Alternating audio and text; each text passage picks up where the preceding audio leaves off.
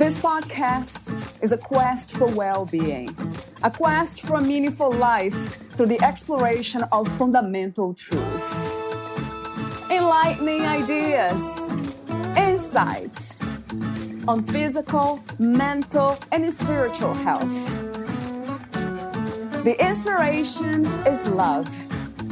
The aspiration is to awaken new ways of thinking that can lead us to a new way of being well. Welcome to Body, Mind, and Soul Healing Conversations.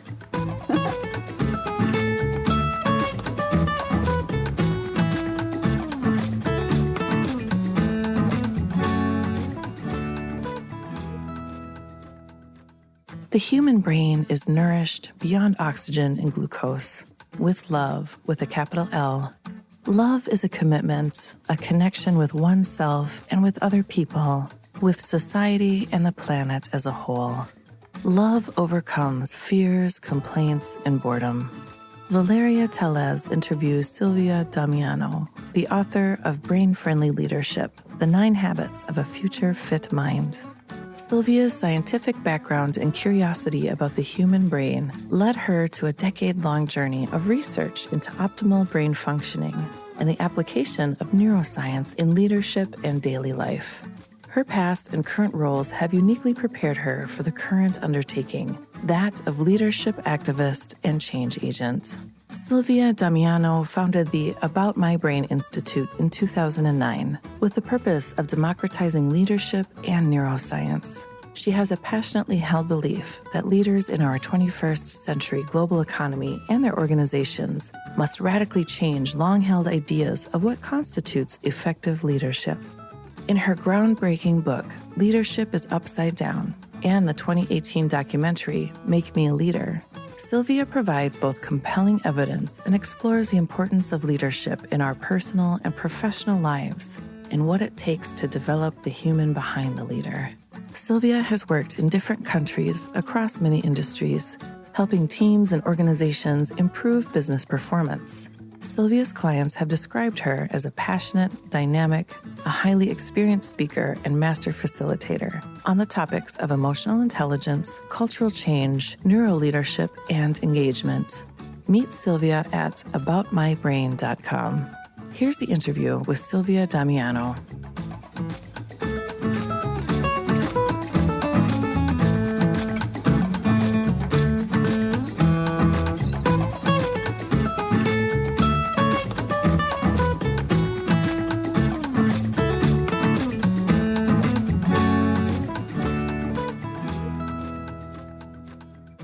In your own words, who is Silvia Damiano?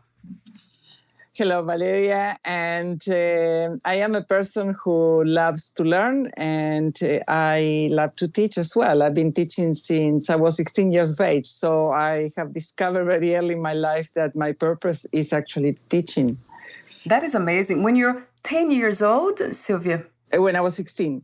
Oh, 16. Right. I couldn't hear that part. So what were you teaching then at 16? Well, my mom had sent me to learn English from a very young age since I was 6. So by that time, when I was 16, I was able to speak English quite well, even though I have an accent because I didn't grow up in an English-speaking country. I taught for 10 years until I got married and I went to live to the south of Argentina, where I'm from. That is amazing how our life becomes so much more exciting when we continue to learn, right? Expanding, kind of. That's right. Learning different cultures, anything that has to do with learning. I love that. And it keeps the brain young and enthusiastic. Right. I absolutely agree. Because we're already talking in a way about purpose. You just mentioned that word. Let me ask you a few questions about that. Let me ask you first an open question, a big picture question. What do you think is the purpose of the human experience? I mean, who knows? Yes. That's my answer. Like, we don't know why we are here, what we are here to do. But after 12 years ago, I suffered from depression, quite severe. There were a lot of things happening around in my life, from divorce to losing many things. And it sent me in a spiral down. And it was a very painful period of my life, which I don't wish it to anyone. When I got out of that, I thought that definitely the purpose of my remaining life is to enjoy and to have fun with the things I do. Because even if we can't find out what's the purpose of our existence, we need to have a good time while we are here. And I think that's very important to remember. I love that message. Yes, a billion times to that. Recognizing that life is so precious, that we are here now, so why not to enjoy what we have? That's a beautiful message. Thank you. I have experienced depression too for a long time. I think I have been depressed for many years. How did you get out of depression, Sylvia? Well, as I mentioned, I'm a keen learner, so I could not believe that someone that is extremely active and, on the go and driven, was suffering of this. It's like, because at the end of the day, depression is only the symptoms of something that is deeper. So in my case, I'm a very healthy person. I've never taken drugs. I don't drink. I don't smoke. And there wasn't anything related to what I was doing that led me to depression. But it was more of a spiritual thing. Like, suddenly you are a wife, you're a mother for 25 years, and you realize that your role has shifted completely and you have to reinvent yourself. So that was the moment of my reinvention. And all the things I have produced work-wise and in terms of my children as well, actually has been the best after the divorce, the best in my life. Not that I haven't done anything before. I did a lot of things before, but I feel more accomplished for this reinvention that I endure.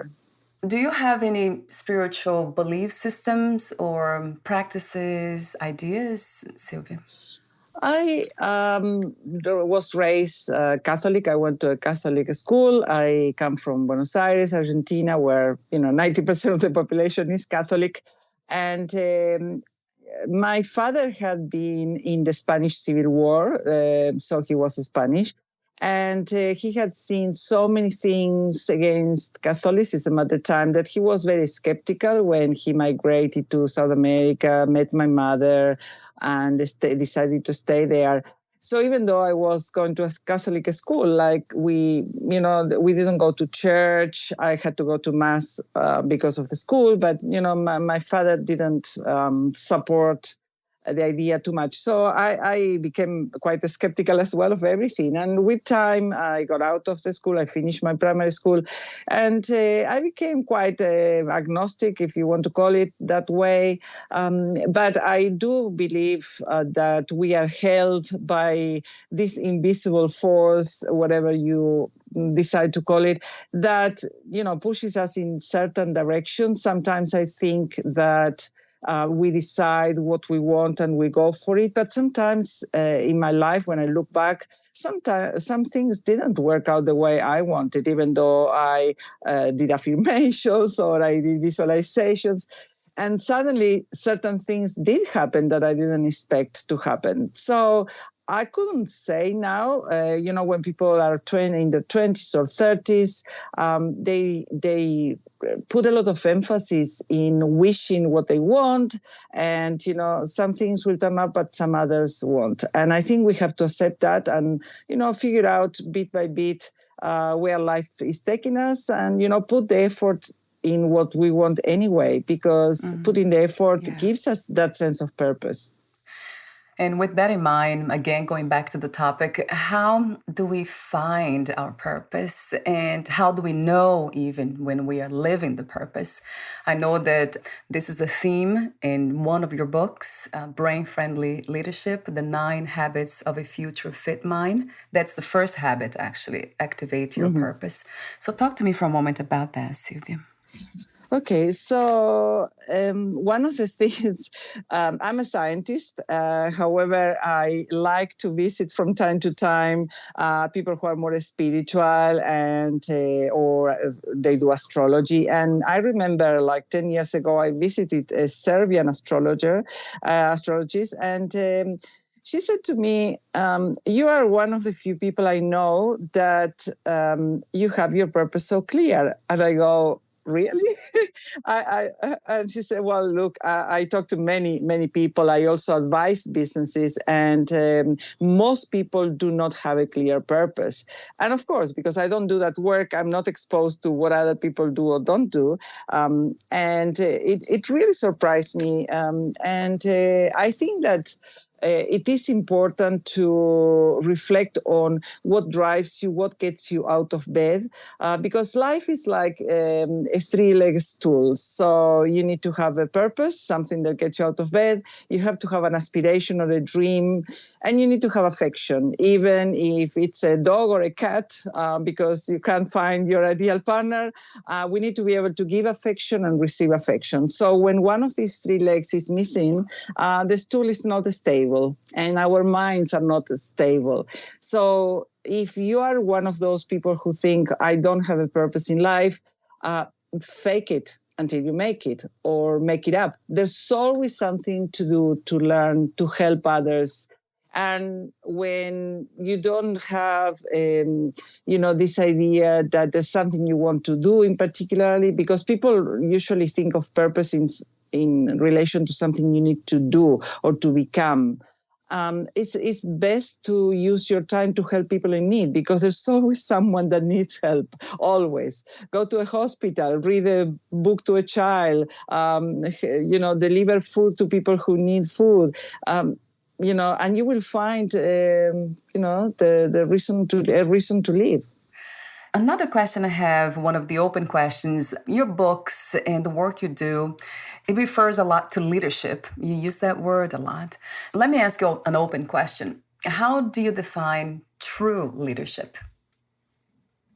People, I have worked in the leadership space for more than 20 years, and I have found that when you're in the corporate world, we run workshops on leadership, and it's really important to be able to lead a company or to lead a team. So there's a lot of emphasis and training and coaching dedicated to people. When you step outside the corporate arena, people don't really understand what leadership is. That's why I produce a documentary that is accessible in YouTube called "Make Me a Leader."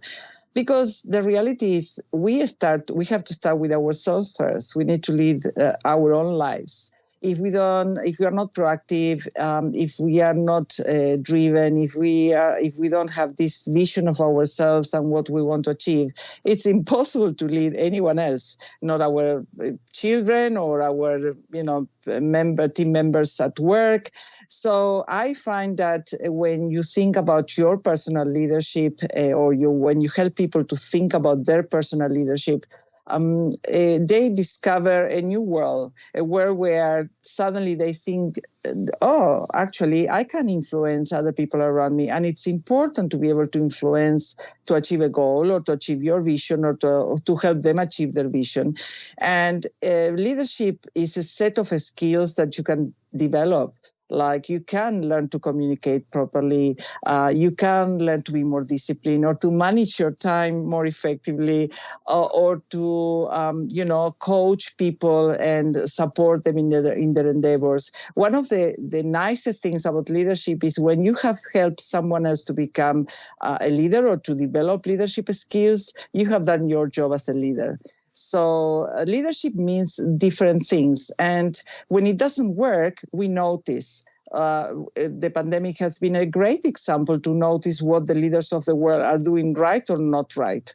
And it is about overcoming your fears, and it is about pushing forward because someone has to.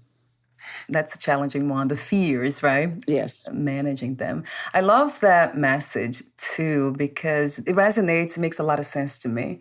The foundation of a leader is leading oneself first. That's right. That makes sense. That idea of faking until you make it, it doesn't really work, right, Sylvia, in the case of leadership? Well, then no one really knows what to do when it comes to leading a group of people, for example. And I know many clients that have amazing technical skills, and suddenly they are given a team of people to lead. And their question in my executive coaching is, what do I do now? I have no idea. How do I become a leader suddenly? And it's a very daunting task, but it's all related to your confidence and your belief that you can learn and develop the skills that you need. One of the things, going back to the topic of purpose, is that the purpose of life is actually not to be happy. It's not about being happy, but it's more about being useful and compassionate and show the example that you have lived a worthwhile life, wherever you are and whatever you do. So happiness is only a state of mind that obviously the happier we are, the better we feel. But we know that life has ups and downs. So it's not a state where we can be 100% there. Sometimes our emotions will overwhelm us because we need to be sad or we need to be angry. And that's why they exist. So if we take them as data rather than as the purpose of our life, we are more practical about it. And I think that's important. Yeah, I agree. I love your wisdom. That's beautiful. That's so true. The purpose not being happy or happy all the time. What about peace, being peaceful? Is that possible from your perspective, Sylvia? I remember I was having issues in my marriage within the last 5 years of the marriage. And I remember going to a personal development workshop, and the lady, the facilitator, made us write, what do you want in this moment in time? And I remember writing, I want peace of mind. And the peace of mind that I was seeking was related to having a better relationship, not being part of disputes or angry behavior that my ex used to display, unfortunately. And he had his own reasons, and he had his own,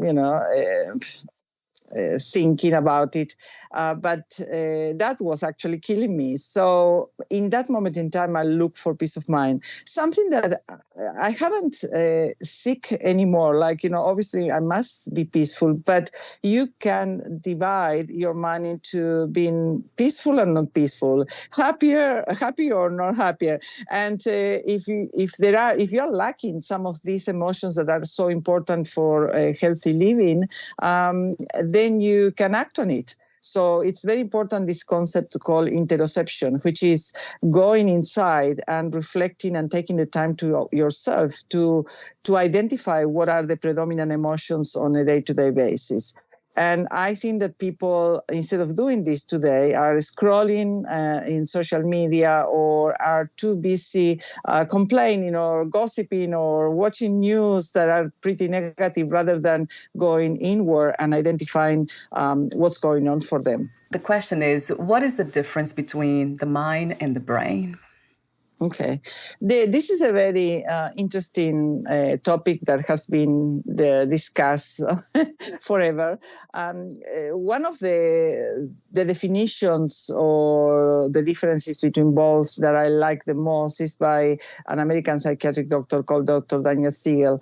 And he says, and you will find, you will make sense of this. The brain is actually the organ that sits inside our skull. We all have one. The more we know about it, and the healthier we will be, because we will understand the things that suit the brain or don't suit the brain. Like if you drink a lot, or if you drink every night, or if you do drugs, or if you smoke a lot, the health of your brain will get affected. The same thing if you sit all day and you don't get up and you don't do your walks or your stretches or your yoga.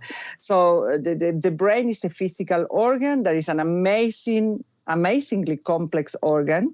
And then we have the mind. And in his view, the mind is the interaction that exists between our brain and other people's brains, or our brain and the environment. So between you and me, we are now in this conversation, we are forming a mind that belongs to Valeria and Sylvia. If we went to walk in nature, our brain would connect to the rhythm of nature, and we would be creating another mind.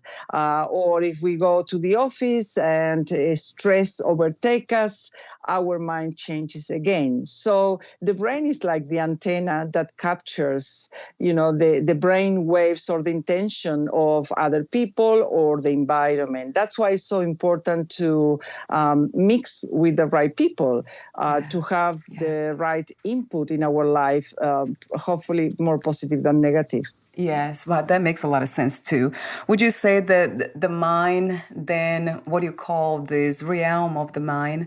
Would you also call it perception or experience, the realm of experiences? Well, as I said, if you are interacting with one person, the experience that you are creating is a different experience than if you interact with someone else. So that's why, when people say, I want the ideal partner and I have made a list of the things I want, that to me is a very limited way of experiencing a potential relationship, because you don't know how the other person is going to be. They could tick all the boxes in your list, but the person is more than all the things in your list. The interaction that that person may have with you will create the experience on its own. And will create mind. So if you want to define mind as the experience you are having with another human being or with an environment, yes, we could say that. So you wrote the book. Again, the title is Brainfriendly Leadership, The 9 Habits of a Future Fit Mind. You have written many books. This is one of them. So talk to me for a moment about the main inspiration and intention of writing this book.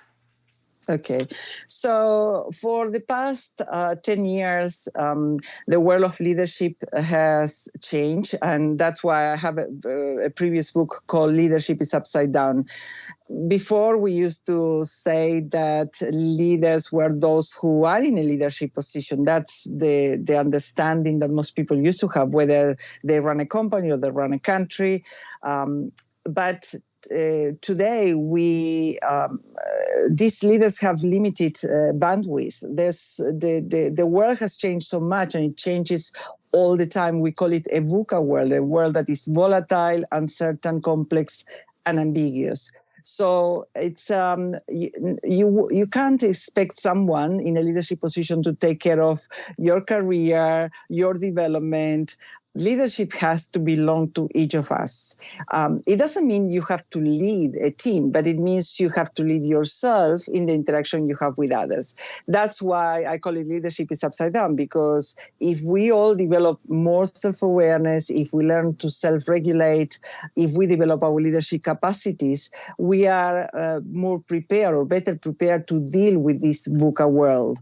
And I wrote all of this before the pandemic happened. So I never predicted that this would happen, but it's even more useful, this concept that if I am at home and I have to take care of my children or teach them because they can't go to school, or if I have to work from home, that requires a lot of guts and a lot of self-regulation. It's not easy. These last 2 years have been quite difficult for everybody, and you need to take ownership of your life. And when you think about what we know from neuroscience now that we didn't know 10 years ago, the brain takes the protagonism, because the brain is something that we all have in common, and the more we understand it, the better our leadership will be. So we know that better brains create better leaders. And this is a new concept. It's a concept that we didn't manage years ago when I started in the field of leadership. But it's actually fascinating, because many of the behaviors you see people displaying actually belong to a brain that is not working very well. So because of the depression, I decided to explore this topic more and more, and I could see that it was a trend and a strong trend. And that put me in this field of neuroscience applied to leadership and organizations. And this book came about because with my colleague in Spain, Juan Carlos Cubeiro, he's the author of almost 50 books now. He's fascinated by this topic as well. And we thought, why don't we make some kind of book that briefly explains to people the different things that they need to do if they want to have a fit leadership or a future fit leadership. And this is what came out. And so we have divided the 9 habits, in habits of direction, habits of care, and habits of development. So I encourage you to buy the books. It's in English and in Spanish. You can get it in Amazon. And it explains in simple terms aspects of the brain that most people wouldn't know and how they relate to our day-to-day life. Yes, I'll be asking you a few more questions about the habits, not all of them. I won't disclose all of them. But for now, I wanted to mention that you are the founder of About My Brain Institute as well. Talk to me for a moment about that, Sylvia. What do you offer there and how it works, the website and the institute? So the Institute was designed to help leaders and coaches and consultants to learn more about neuroscience when it comes to leadership. There are amazing neuroscientists around the world, like more than 30,000 people researching on various topics related to the brain. But this knowledge is usually designed to people who also understand science. My clients don't understand science, but they love to learn the basics of neuroscience applied to leadership so they can do their job better. So we are kind of the interface between the hardcore science and professional people who go to work every day and who have to lead teams and who have challenges and who want to understand a bit better how the brain works. So some of the things we offer are corporate programs ranging from executive coaching, workshops, keynotes, but also we have developed a system and a model called the iPhone Neuroleader model, which is basically teaching people how to develop the key competencies that we believe are important in this era, which are performance, collaboration, innovation, and agility. So we have a 360 assessment, which means that you complete an assessment in regards to these competencies, and you can invite family, friends, peers, manager, colleague to complete their perception on you as well. So you're able to have a comparative point, and that helps people to understand themselves better. Another question that came to me is, I think it's a kind of fun question, could be. What are some of the most fascinating facts about the brain from your perspective? Okay, let me think. That's a very good question because there are so many things. But a couple of neuroscience principles that I really keep repeating because they are quite useful to know.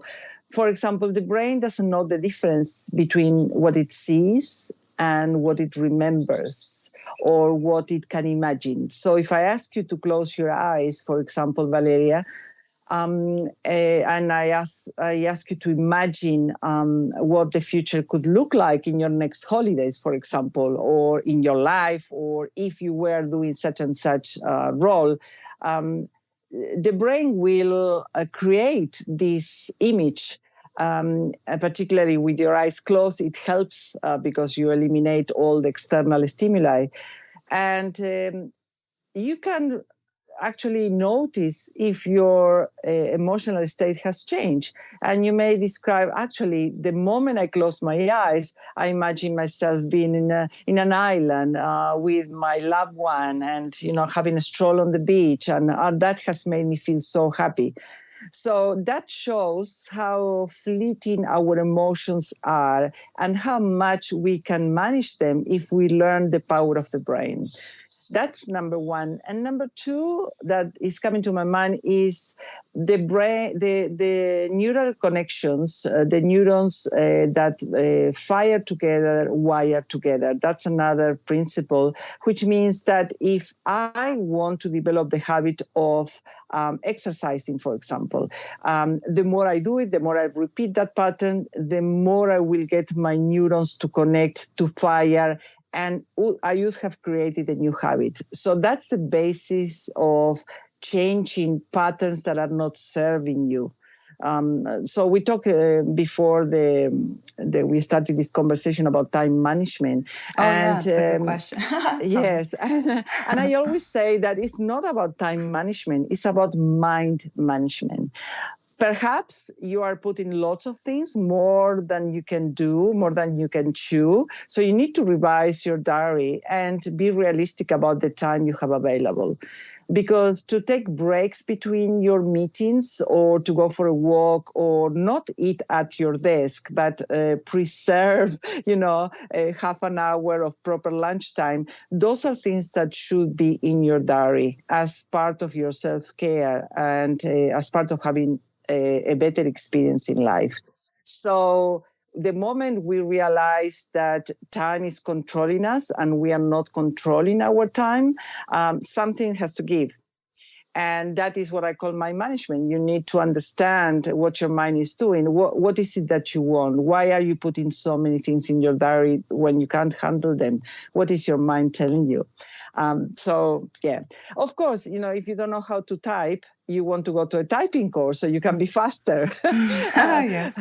But it's so there are certain skills we can learn to be faster, but the reality is we need to manage our mind from moment to moment in order to be more effective. What a great suggestions for myself. Yes. I love the way you said that. It's not about managing time, it's about managing your mind. You made me think now even more about that. Okay. Another question, I have too many, is about in the book you mentioned that the brain has a limit. What is the limit of our brain? Well, the brain is made up of different parts. The most important part is the prefrontal. Well, it's not the most important, but the part that rules our life basically is the prefrontal cortex sitting behind your forehead. And this part is the executive function of the brain. It's like the CEO of your brain. And it has a capacity, a finite capacity of 2 hours. So after 2 hours, it gets exhausted. And it feeds thanks to glucose and oxygen. That's why you need to have your breathing exercises in place or go for a walk and breathe fresh air, or perhaps, have something that can push the glucose up. Not necessarily lollies, but something that will give you some glucose. And so to refuel, like if you're having back-to-back meetings all day, for example, and you don't take a 10, 15-minute break between them to gather your thoughts, to take a deep breath and to reassess what is it that you're doing. Once again, the time is your master rather than you being the master of your destiny. So that changes when you think that I am in this life to leave a mark because of who I am. But I'm not in this life to do things. The things are a consequence of who you are. Yeah. And, it gives you purpose and they're important, but they cannot be the primary reason of your existence. Okay. Yeah. Oh, wow. That's a spiritual message, Sylvia. Very much spiritual. And one of the habits that caught my attention is habit number 8, which it says spread intelligent optimism. What is intelligent optimism? If to make it simple, it's sometimes people say, "Oh, you have to be positive, you have to be optimistic," and you're having the worst time in your life. Right.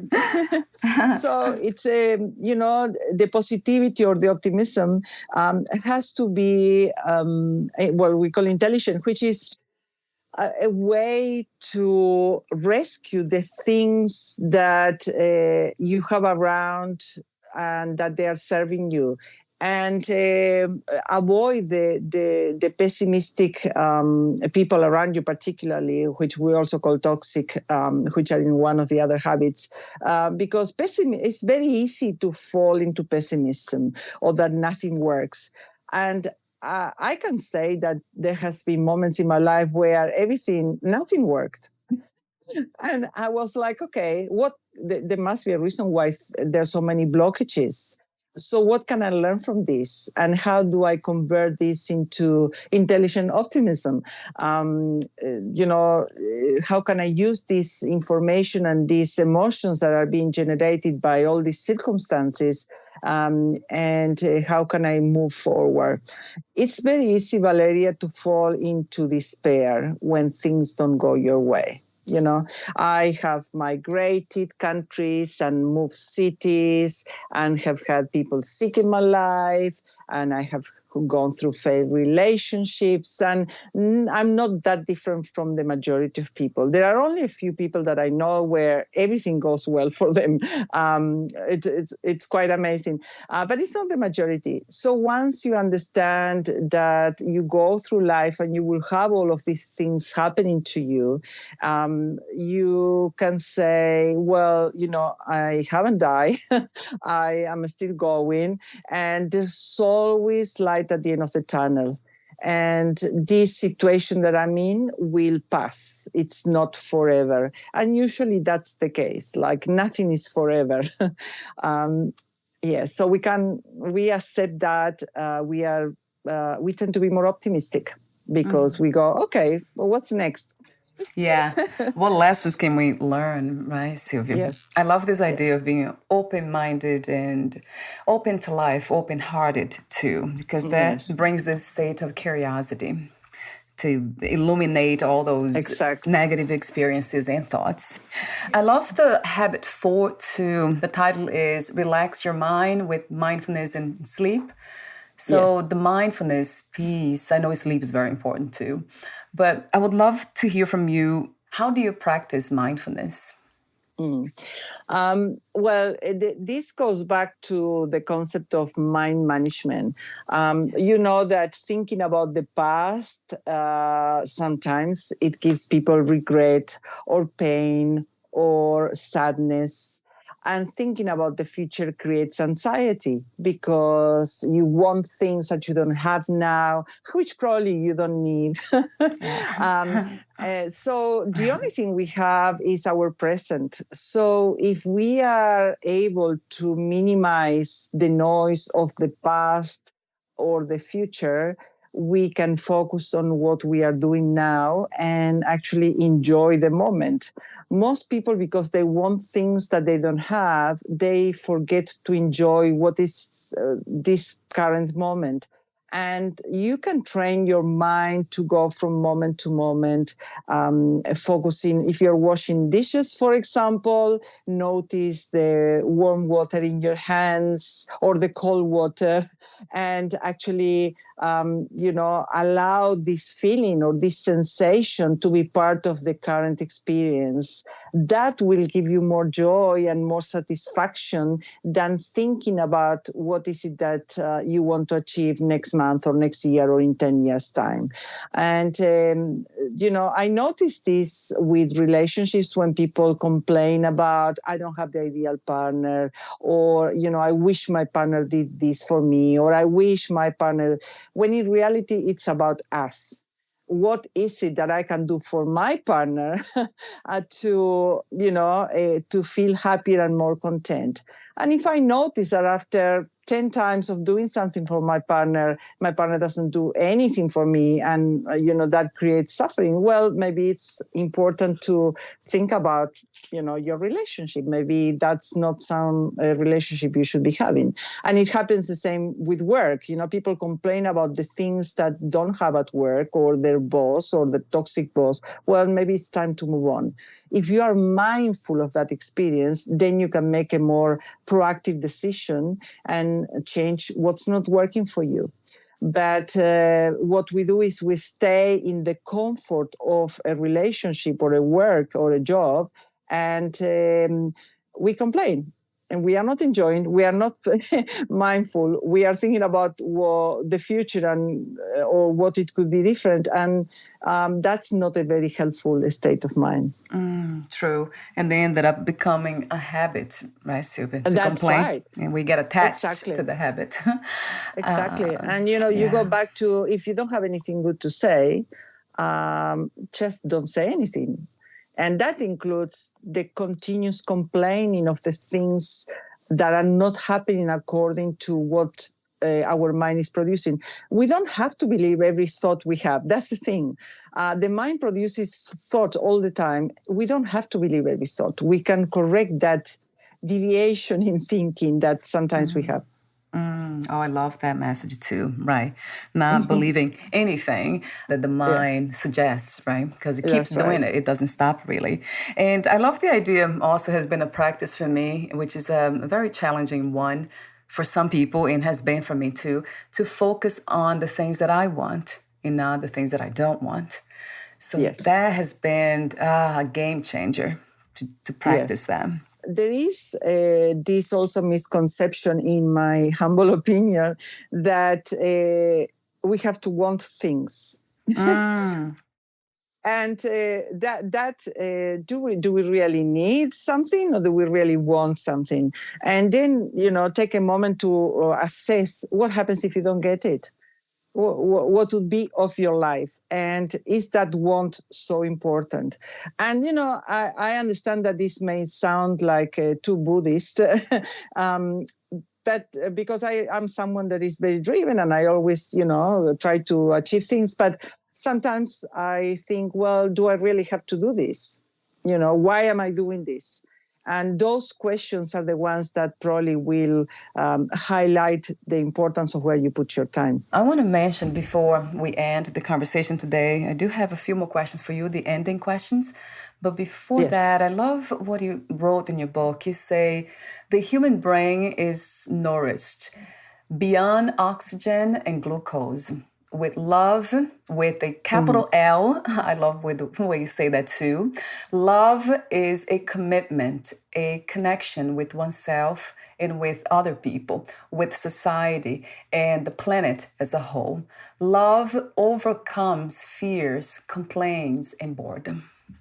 Yes. I love that message too. Well, we talk about the needs, the physical needs of the brain, oxygen and glucose, but I think we have forgotten how to love in this world. Like normally we are focusing what we want, and it's a focus on self rather than a focus on society or on others. So if you fill yourself up with love about your environment, we would be taking more care of our planet. If we were more generous and less selfish, we would be focusing on how my existence makes a difference in this world.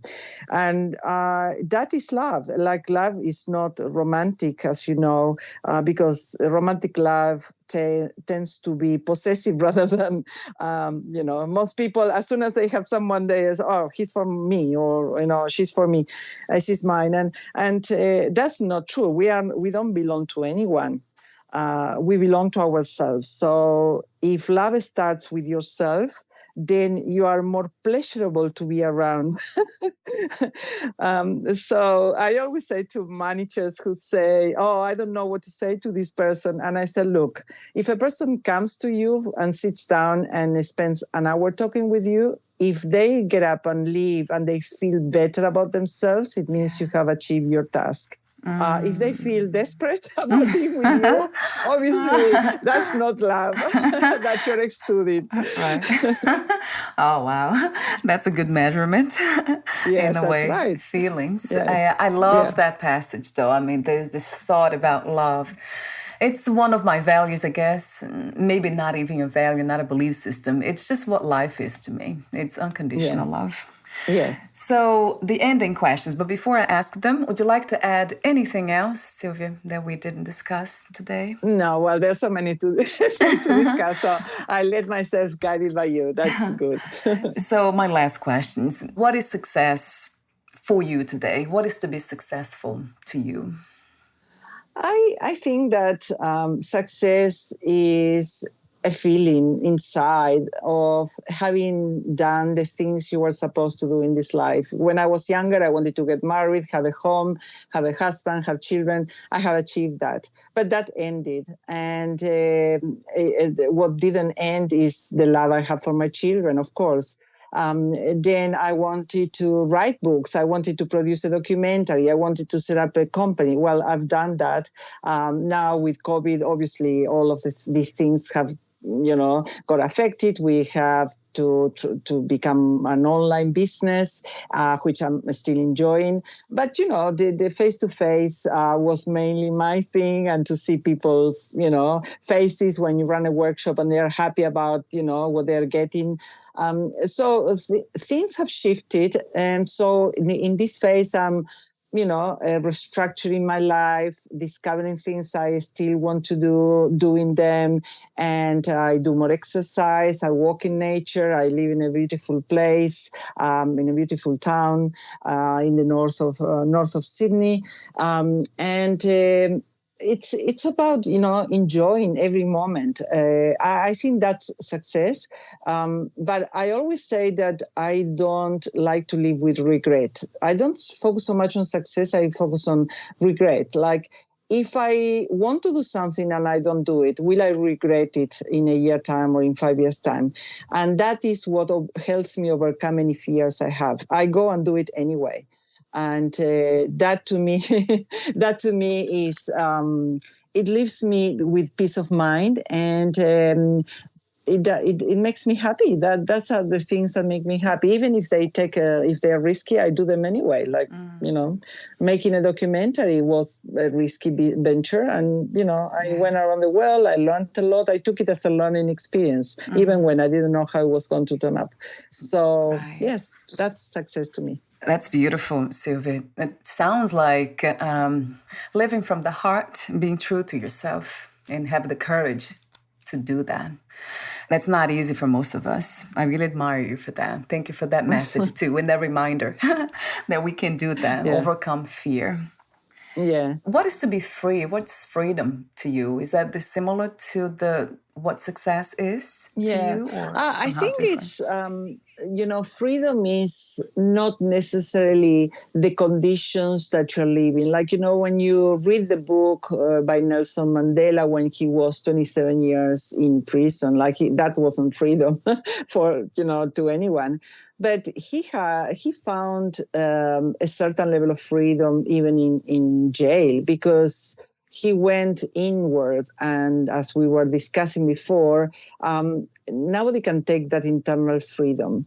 So if you make your freedom dependent on the circumstances or on what relationship you have or what, your surroundings are, when things change, you will feel trapped. And that is not freedom. So the freedom is to work, to cultivate your mind to a level where no matter what the circumstances are, you can look out the window and feel that is freedom. The possibility of just sitting there. And I will bring my mother, who is 92, who says, if you feel you are bored, just sit next to the window and look out. You will find entertainment in that.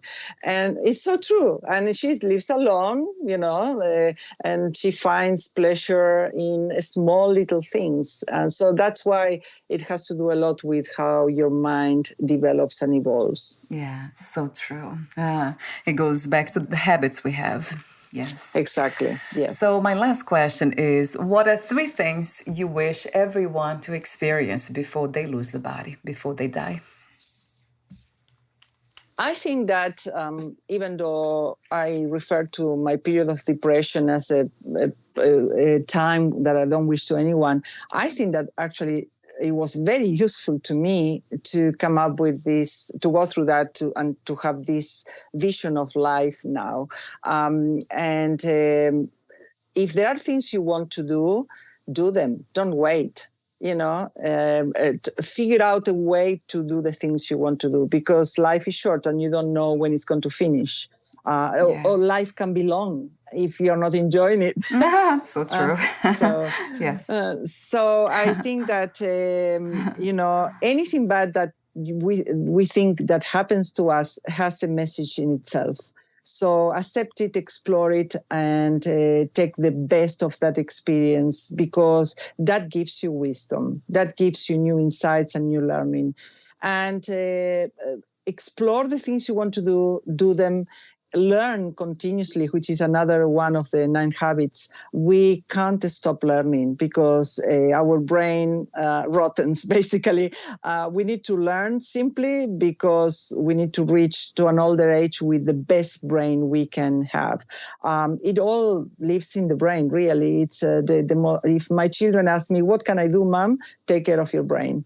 That's my recommendation nowadays. I said, have a healthy brain, eat properly, sleep the hours you need to sleep, avoid things that tempt you, and develop a self-discipline in order to go through life in the best possible way.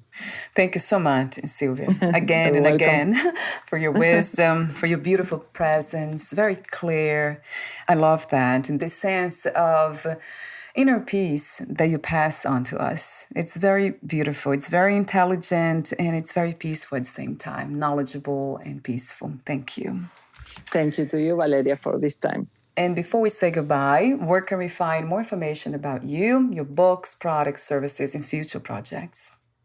Okay, well, if you Google Silvia Damiano in Amazon, you can find some of my books. I have a couple of poetry books because I think poetry is really good for your brain. So one is about love, one of them. And my website is aboutmybrain.com. So if you're a coach or a consultant and you want to get certified in our methodology, the iPhone methodology, you can find all the information there. And, I'm always available for keynotes and corporate work. So Thank you so much for the opportunity. And I'll have the link on your podcast profile.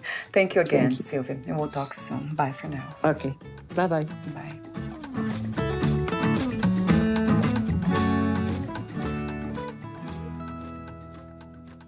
Thank you for listening.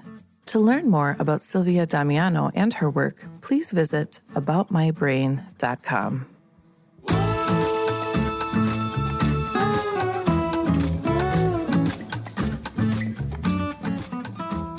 To learn more about this podcast, please visit fitforjoy.org/podcast.